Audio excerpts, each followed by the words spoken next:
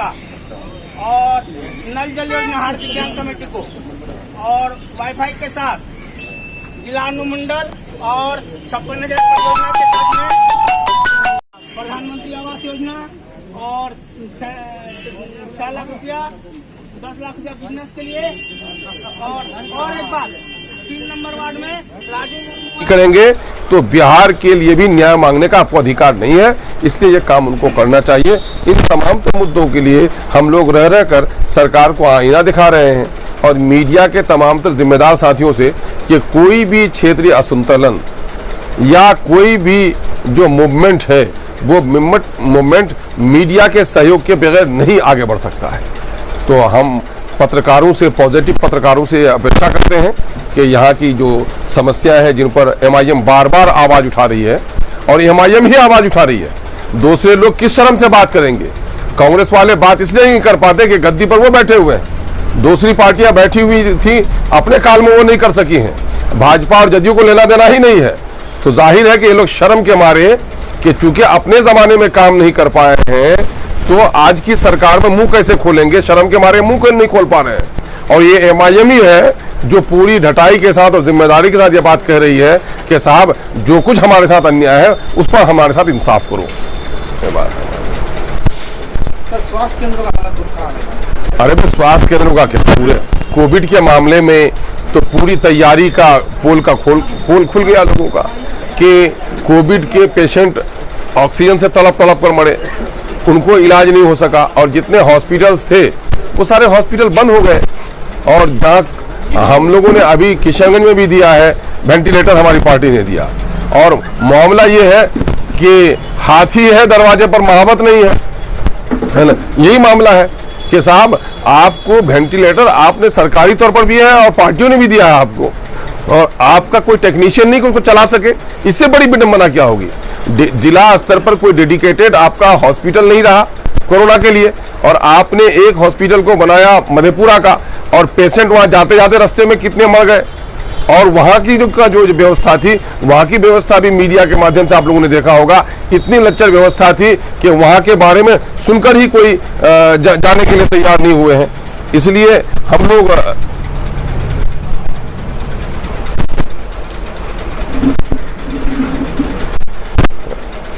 MLA की खुदकुशी हम नहीं बोले, नहीं, किसान खुदकुशी करने पर तैयार है। MLA सब बोले तो MLA भी अगर हम बोले हैं तो कोई बुरा नहीं बोले हैं, क्योंकि MLAs भी किसान है और किसान का दबाव भी MLAs पर हो रहा है। और दूसरा मामला यह है कि अभी एक भैया जरा सा वो देख लीजिएगा कि एक मामला है तमाम तर विधायकों से 2-2 करोड़ की राशि काटी गई और कोरोना के इस जंग में लड़ने के लिए सबको साथ देना चाहिए।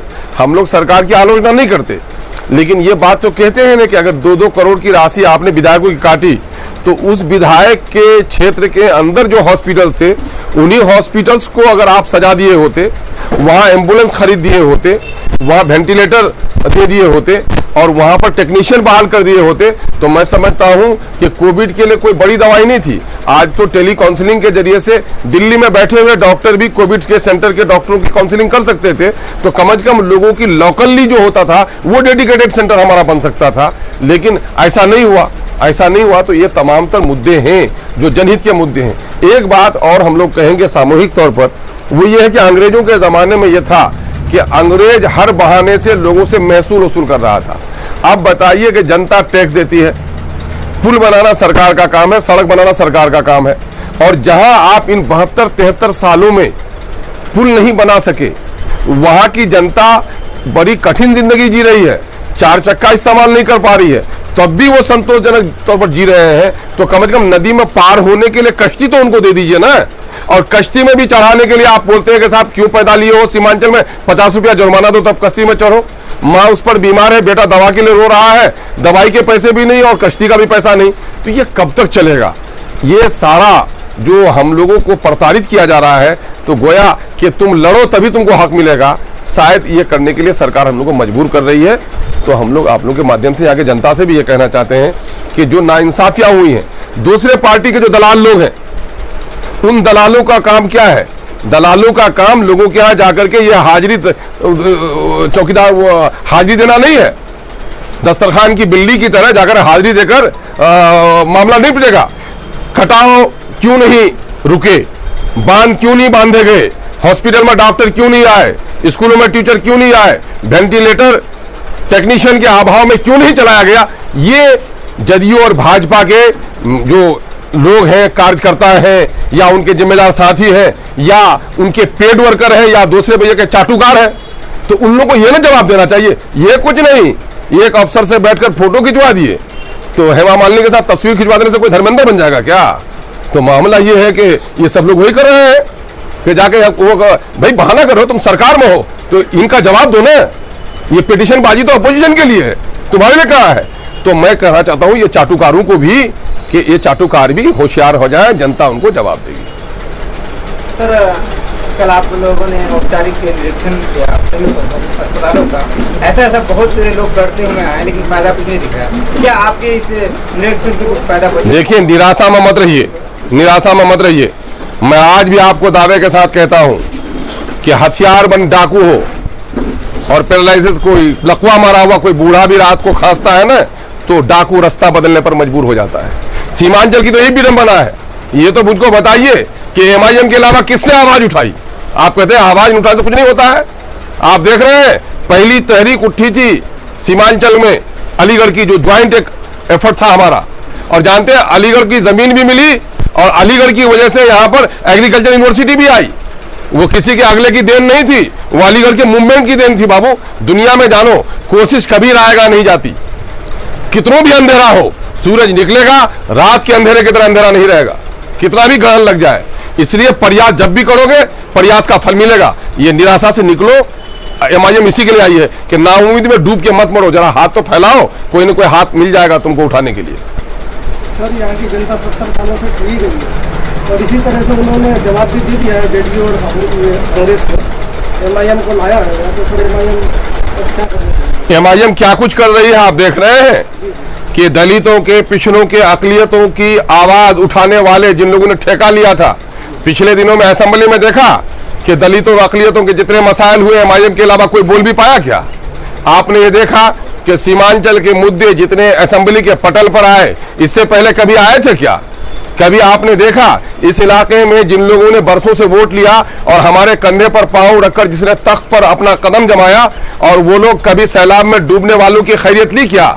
लेकिन एमआईएम आई है तो रिलीफ कैंप आया, एमआईएम आई तो मेडिकल कैंप लगा, एमआईएम आई तो यहाँ पर सरकारी हॉस्पिटलों को भी अपलिफ्ट करने के लिए हमने सज्जो सामान दिए। और आज हमारी देखा देखी लोगों को मजबूरी हो रही है कि अब लोग एम्बुलेंस की बात करने लगे हैं, लोग चैरिटी की बात करने लगे हैं, दुखियों के घरों में जाने लगे हैं। दुखियों के घरों में हाजिरी किसने दी?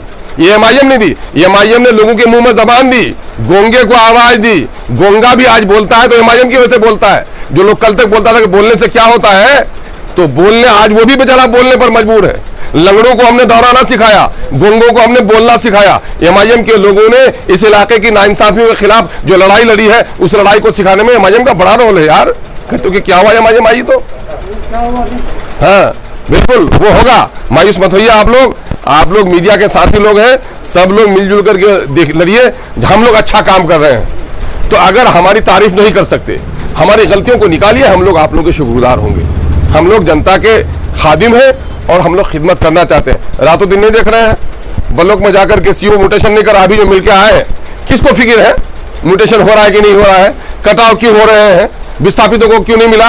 अभी हजारों लोगों को दरखास्त दिए गए हैं, विस्थापितों के बारे में कोई किसी पार्टी के आदमी ने आवाज उठाई क्या। तो ये तो भाई हम लोग यहाँ आए हैं इक़्तिदार के लिए नहीं आए हैं, हम लोग आए हैं खिदमत के लिए आए हैं। और एमआईएम सियासत करती है इक़्तिदार के हुसूल की नहीं, आवाम की खिदमत और हुसूल इंसाफ की।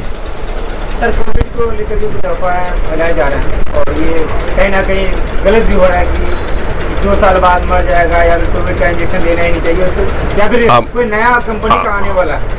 तो भाई नहीं आए और पुरानी आए, दो बातें आपको सामने में रखनी पड़ेगी।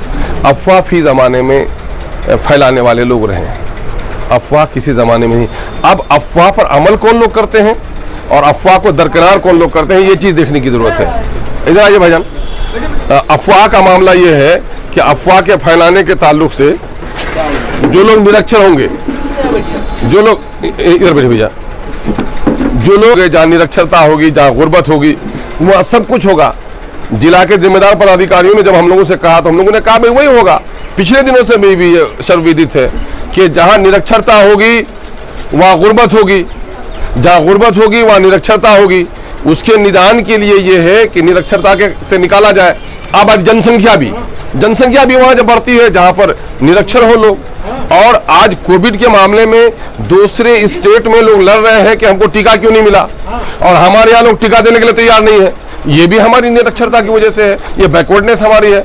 हम अपने मजहबी पेशवाओं से, जिम्मेदारों से, उलमा से, पंडितों से, दूसरे धर्मगुरुओं से भी गुजारिश करते हैं कि मुल्की सतह पर, कौमी सतह पर जो मेडिकल के एक्सपर्ट हैं उन लोगों ने कहा कि कोविड से बचाव के लिए ये टीका फायदेमंद है, और हमारे बड़े बड़े उलमा ने भी टीका लिया है। यही मामला पिछले दिनों में आप देखेंगे कि इनका था, क्या कहते हैं, पोलियो का था। पोलियो के सिलसिले में भी भांत भांत की अफवाहें थी, लेकिन उन अफवाहों को लोग बरकरार किया और उसकी खुराक चली तो आज पूरा देश पोलियो से मुक्त हुआ है। तो कोरोना से लड़ाई लड़ने के लिए अफवाहों पर नहीं अमल करना चाहिए, बल्कि जो फैसला कौमी सतह पर लिया गया है उस पर अमल करना चाहिए। क्योंकि देखिए कोविड है, आप मरते हुए लोगों को देख रहे हैं, तड़पते हुए देख रहे हैं, और बेबसी में देख रहे हैं आप, है ना, बेबसी में देख रहे हैं कि बेटे की लाश को बाप छूने के लिए तैयार नहीं है, बाप की लाश को बेटा छूने के लिए तैयार नहीं है। जज बन गया है बेटा और बाप की लाश को कह देता है कि भाई जाकर के आप डिस्ट्रॉय कर दीजिए, हम बाप की लाश पर हाजिर देने के लिए तैयार नहीं है। उस स्थिति में हम लोग हैं। तो इसलिए कम से कम ये हम लोगों की अखलाकी जिम्मेदारी है, इंसानी जिम्मेदारी है। सेहत के ताल्लुक से एक जिम्मेदार शहरी होने की हैसियत से हमारी जिम्मेदारी है कि वो बीमारी लगेगी तो सिर्फ हमको नहीं लगेगी, बल्कि मेरे टच में जो लोग आएंगे वो सारे लोग उससे मुतासिर हो सकते हैं। तो हम लोग को टीका लेना चाहिए।